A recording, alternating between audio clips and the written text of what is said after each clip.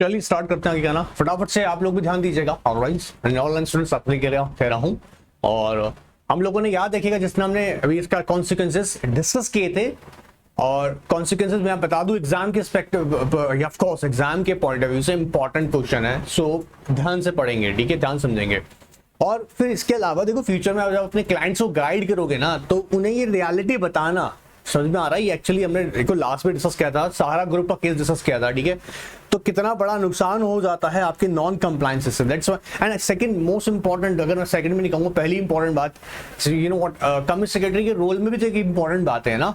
तो कितना बड़ा कॉन्सिक्वेंसेस होने से कंपनी सेक्रेटरी बचाता है जब कंपनी को एडवाइस करता है या अपने क्लाइंट को एडवाइस करता है कि ये अगर नॉन कंप्लायंसेस होंगे तो इसके कॉन्सिक्वेंसेस क्या हो सकते हैं। वही कॉन्सिक्वेंसेस हम लोग समझ रहे हैं।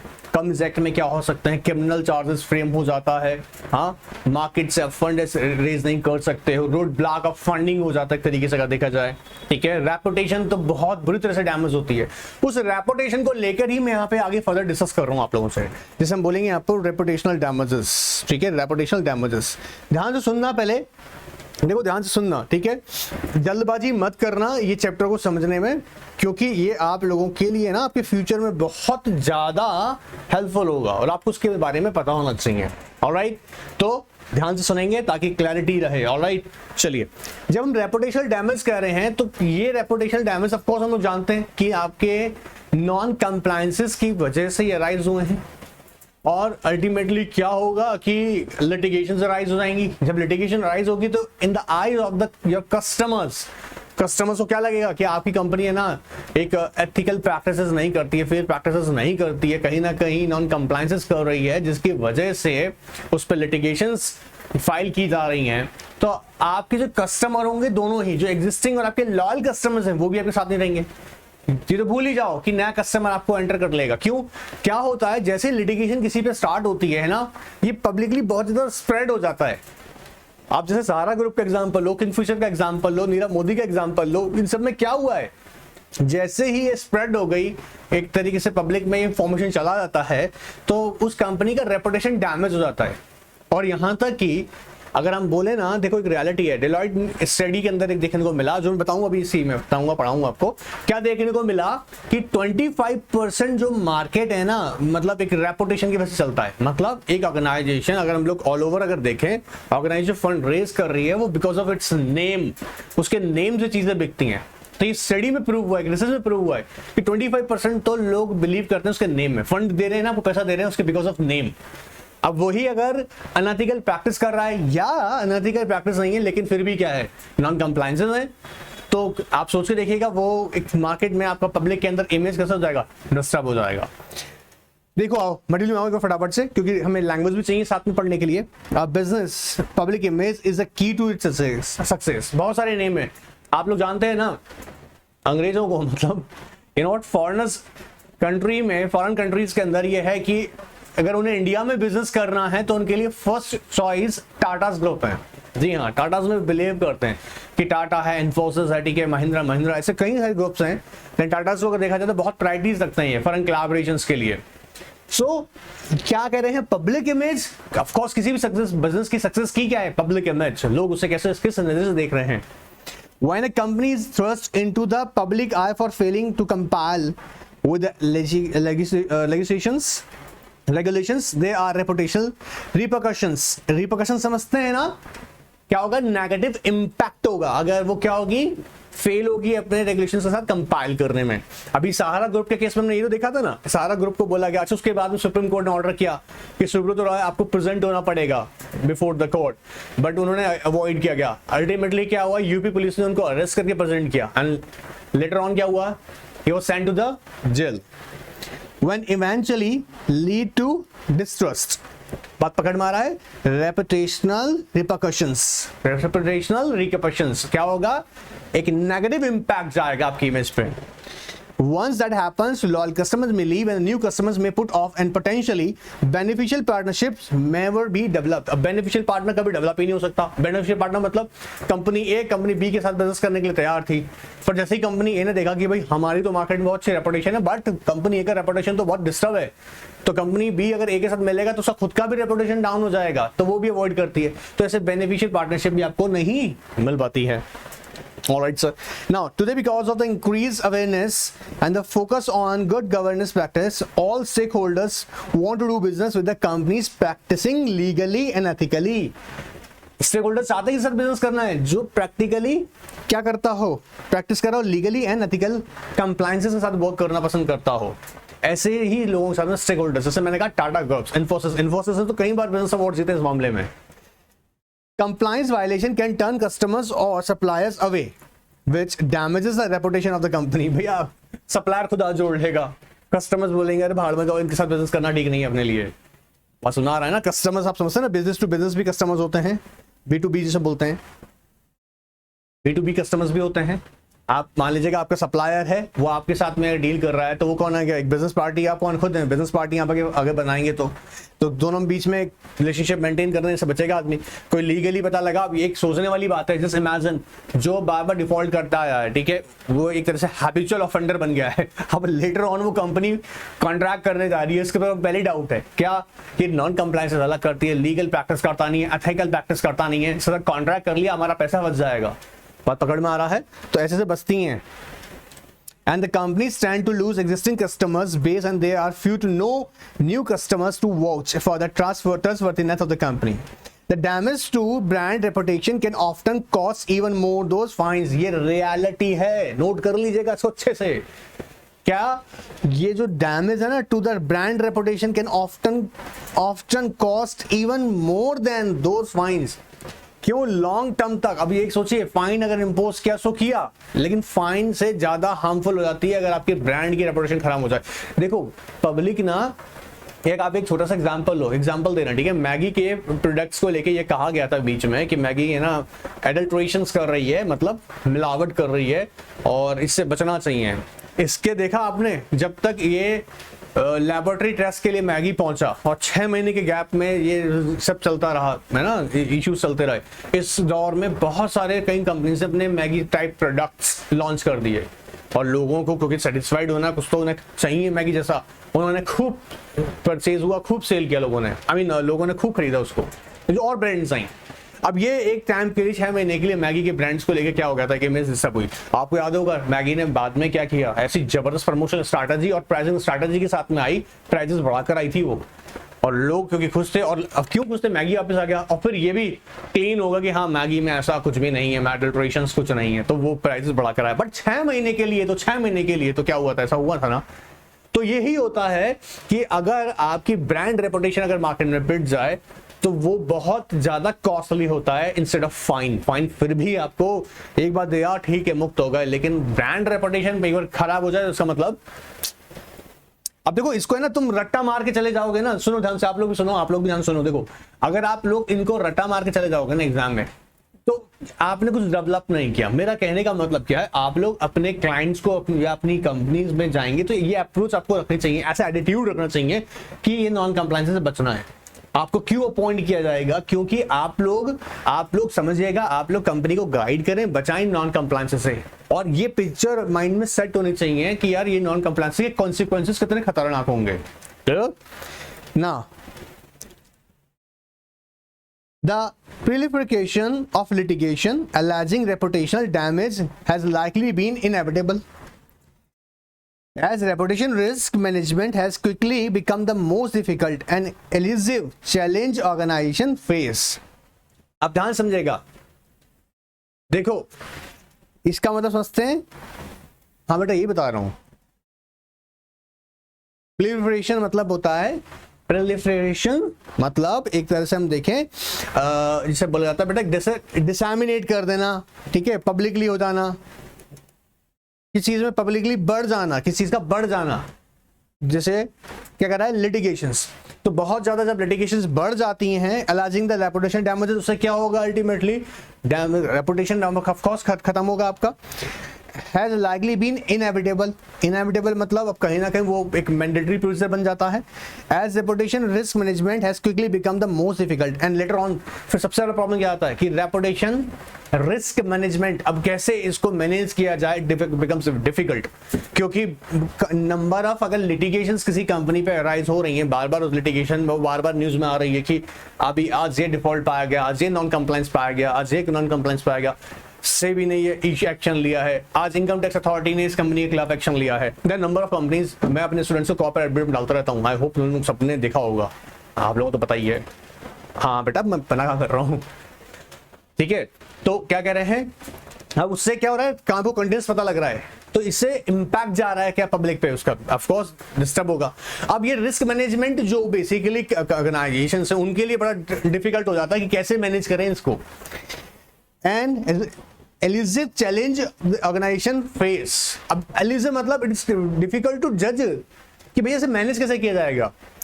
A well known Deloitte study citing the World Economic Forum estimated that more than 25% of companies' market value is directly attributable to the organization reputation.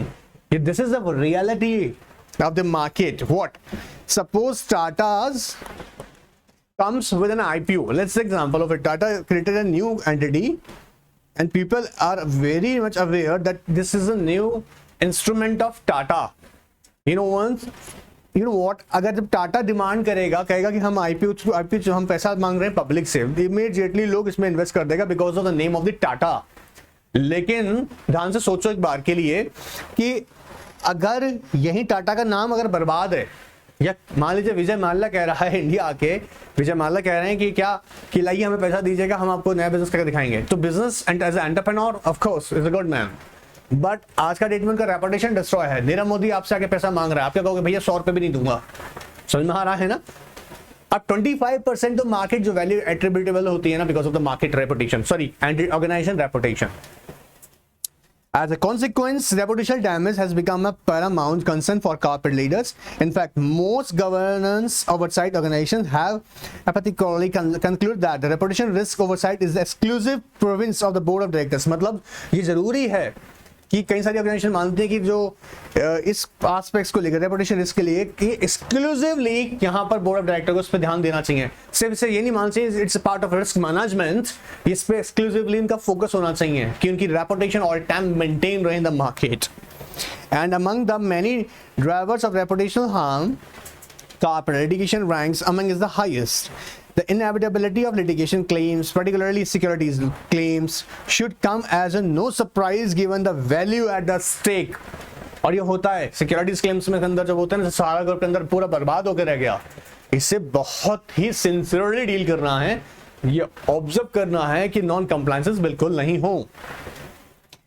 देखो, in recent probe than the matter pertaining to the allegation related to $500 million loan to Videocon Group by ICICI Bank has put a spotlight on corporate governance at the ICICI Bank. क्यों? क्योंकि extend के एक limit के beyond आपने loan इनका sanction किया।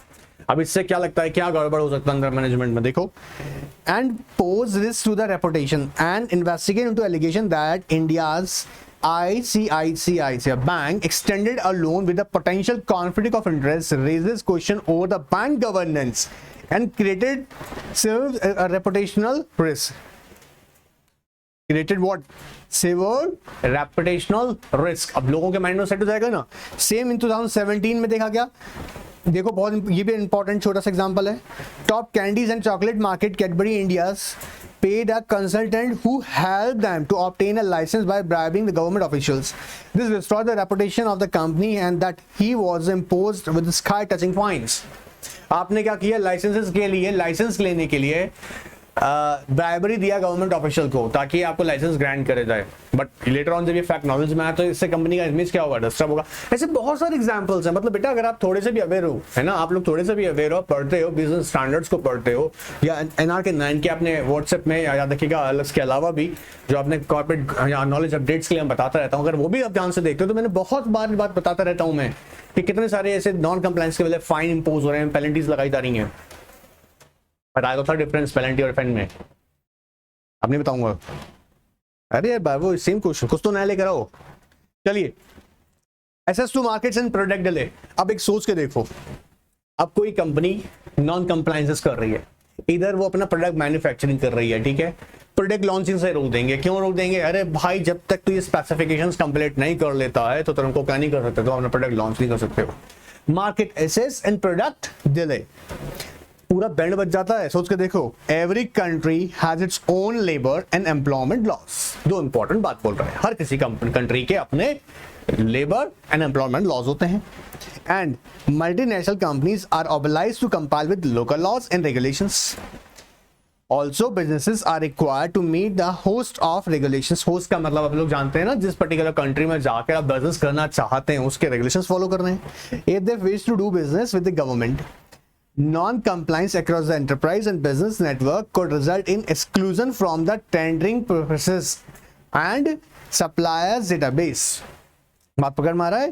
From the tendering process and supplier database. अगर आपके नॉन कंप्लायंस, अब देखो यूजुअली होता है कैसे, एक एग्जांपल देते हैं, गवर्नमेंट टेंडर निकालता है, ठीक है, टेंडर में स्पेसिफिकेशंस होती हैं, वो स्पेसिफिकेशन आप फुलफिल नहीं कर सकते तो आप पहली बात आप उसमें पार्टिसिपेट ही नहीं कर सकते हैं। बात पकड़ में आ रहा है? उसमें पार्टिसिपेट ही नहीं कर सकते, तो क्या कर रहा है, आपको मार्केट एक्सेस से हटा रहा है। इसके अलावा in addition, companies that place the value on corporate compliance may avoid doing business with the companies which are non-compliant, as they would want to ensure that they meet their own regulatory obligations. Non-compliance may also result into financially damaging events like having products, services blocked at the border, forced to issue a recall, or forced to destroy merchandise due to the compliance issues।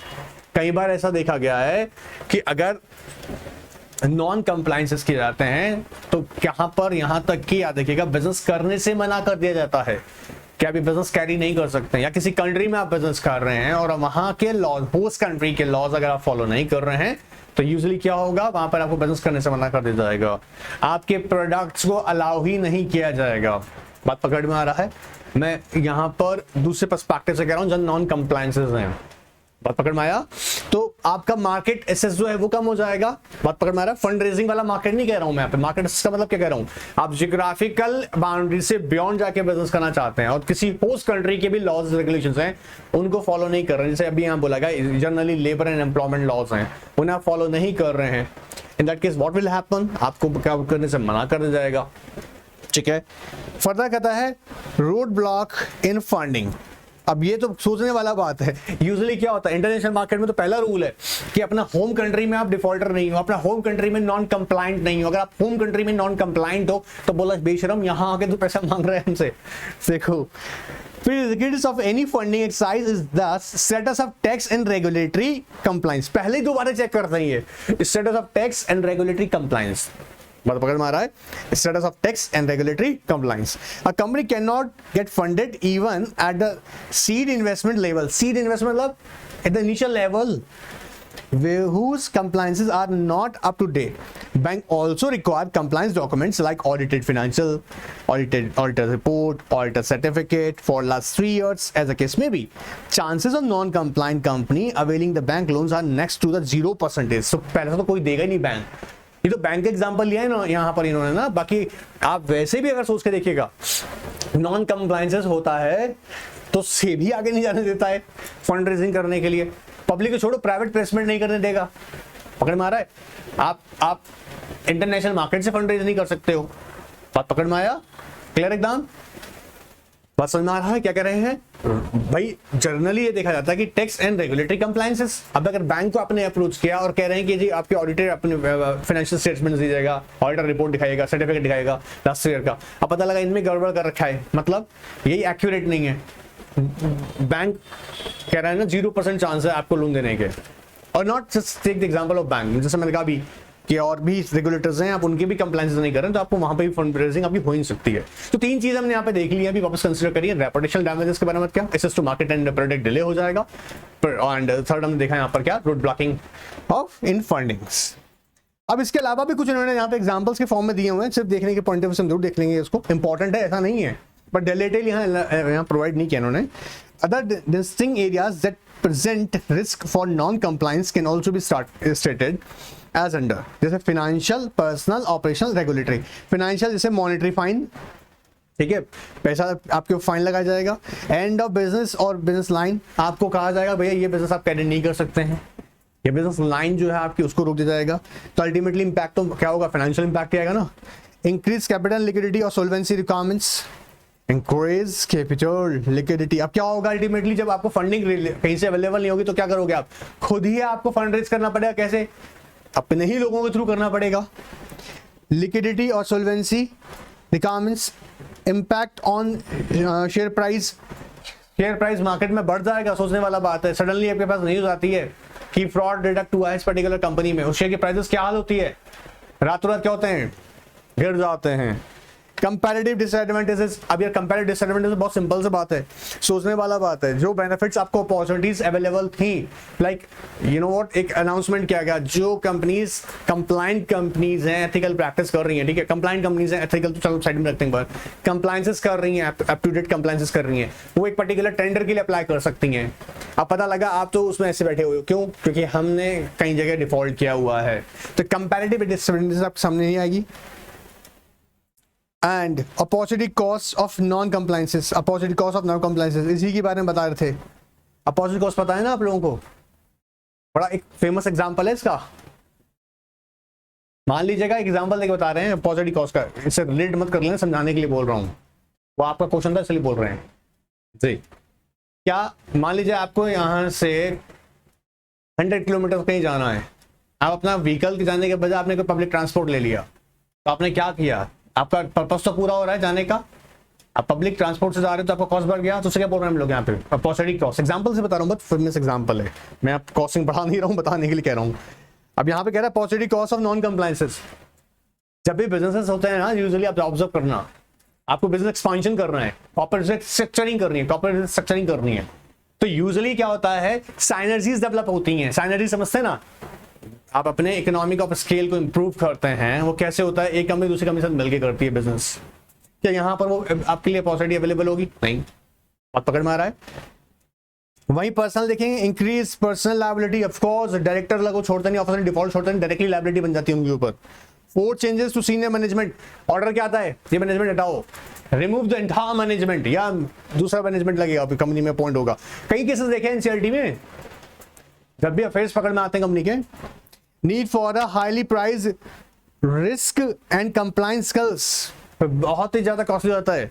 And clawback invoke on the bonuses, जो benefits दिए जाते हैं वो भी आपसे वापस ले लिए जाते हैं। जैसे आप देखते नहीं है लॉस ऑफ ऑफिस के केसेस में क्या होता है, अगर डिफॉल्टर थोड़ा ना कि लॉस ऑफ ऑफिस का बेनिफिट देंगे हम आपको। Operational expensive and time consuming remedial action including redresses and force change of to business. अब मान लीजिए लाइसेंसेस पूरा नहीं कर रहे हो तो फिर आपको क्या करता है, अल्टीमेटली आप ऐसा बिजनेस नहीं कर सकते हैं, या एनवायरमेंटल लॉस के साथ कंपाइल नहीं कर रहे तो आपको वो ऑपरेशनल एक्टिविटी करने देंगे, नहीं, बंद करो। Expensive and time consuming use of third party और स्किल्ड पर्सन, अब ओपिनियन लेना पड़ेगा यहाँ पे, आप कंप्लायंसेस कराने पड़ेंगे पूरा अलग तरीके से, ठीक है। Inability recruit and retain high quality skilled resources, आप यहाँ पर नए एम्प्लॉयज को तो रख ही नहीं सकते क्योंकि सपोर्टर लगेगा, भैया ऐसा कंपनी से दूर ही रहो। And regulatory greater regulatory scrutiny, bar bar order आते रहेंगे, स्क्रूटनी चलेगा, वेरी इन्वेस्टिगेट होगा matter. More regulation cost and complexity for all, मैं मतलब बताना चाह रहा हूँ कि जिंदगी बर्बाद हो जाती है लगभग कंपनी की। इसलिए देखो ये काम ऐसा नहीं है कि अगर हो गया तो ठीक नहीं हो सकता, लेकिन आपका जॉब क्या है ना, आपको क्या करना है, प्रिवेंट करना है। समझो मेरी बात को, प्रिवेंट, डिडक्ट, करेक्ट, लेकिन कोशिश क्या हो वो प्रिवेंटिव हो। अगर डिडक्ट हो भी गया है नॉन कंप्लायंस तो इमीडिएट एक्शन ले लिया जाए, उसे करेक्ट किया जाए और वापस ना हो ऐसा किया जाए। आपका काम क्या है, प्रिवेंट करने का। अगर प्रिवेंट पहले से ही तैयारी कर रखी है तो ये सब चीजें नहीं होंगी। आप सोचो, वैसे इमेजिन कितना हालत खराब हो जाता है। एनीवेज, अच्छा यहाँ पे इलस्ट्रेटेड टेबल दे रखी है, कह रहा है table showing the possible risk of non compliances, जैसे यहाँ पर डायरेक्ट टैक्स कंप्लायंस के इंपोजिशन ऑफ टैक्स पेनल्टी और लॉस ऑफ रेपुटेशन, क्या क्या हो सकता है। इनडायरेक्ट टैक्स के अंदर कैंसिल ऑफ लाइसेंस, विड्रॉ और टैक्स बेनिफिट्स, अगर आपको टैक्स बेनिफिट्स दे रखे थे वो खत्म कर जाएंगे।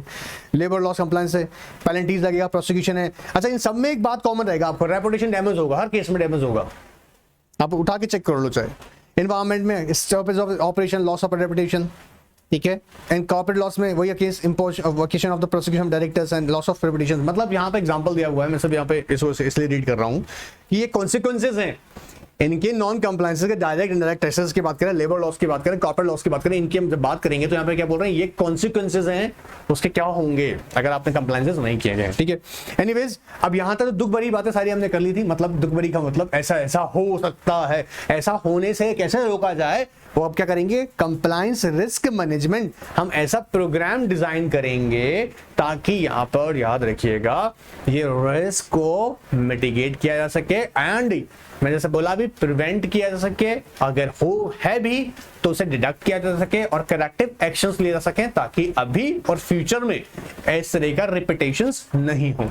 एक बात अपना बुद्धि में बैठा लीजिएगा, जब भी कोई रिपीटेटिव नॉन कंप्लायंसेस होते हैं तो एंटिटी की इमेज कंप्लीटली रेगुलेटर के नजरों में खराब हो जाती है जबरदस्त, तो आपको हर बार बहुत ही अलग तरह से ट्रीट किया जाएगा और फिर मीडिया आपकी तारीफें करने से पीछे नहीं रहेगी और रहना भी नहीं चाहिए ऐसे केसेस में, क्योंकि जहां पब्लिक मनी इन्वॉल्व है तो public must be aware about the all facts of the company. Clear? चलिए नेक्स्ट में देखते हैं।